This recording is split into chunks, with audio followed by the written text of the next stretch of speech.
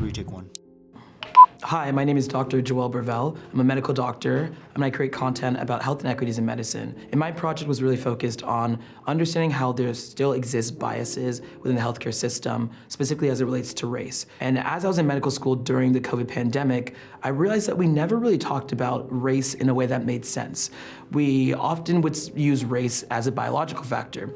And so for me, when I came into medical school and realized that we weren't talking equitably about populations, I realized that there was a gap in the market to be able to have these conversations. And my work online is really helping marginalized communities who often haven't seen their own stories told in the medical field and beyond in the traditional media to make sure that we're included and that our representation is there. One recent study found that Black patients who were categorized in the same risk group were actually sicker than other patients who were also categorized in that same risk group.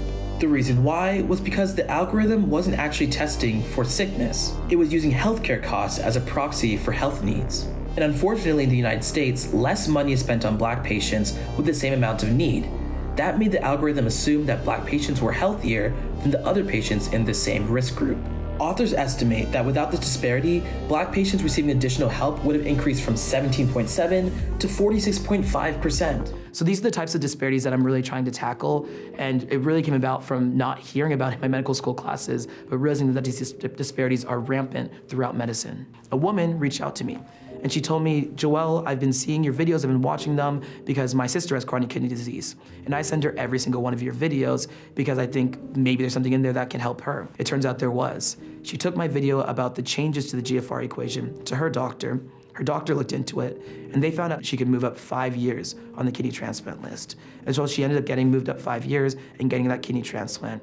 So for me, I always say that telling stories is life-saving. If we can tell stories in the right way, we attract attention.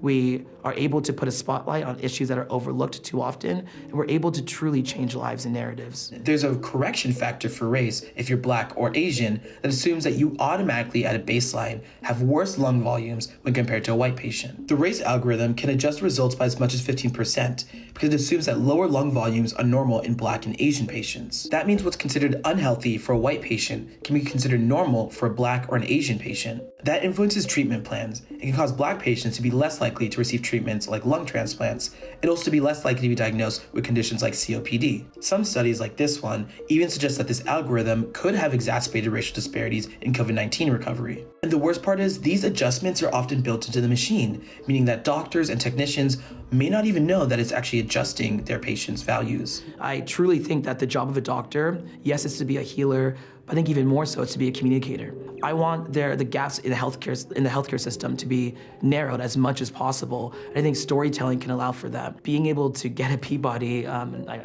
today's my birthday as well, so it's June 1st, it's my birthday, I'm getting a Peabody. It just feels like this weird alignment of life that I'm on the right track of wanting to make sure that we continue to tell those stories that are often overlooked, and that we recognize that the more we reach kind of the marginalized populations, the more we're able to serve everyone. So truly, this Peabody is the honor of my life, and I'm honestly just so honored to have been recognized for work that I also have to say has been done by a lot of other people through the research community, but is only now getting the voices needed to hear it to actually make policy change.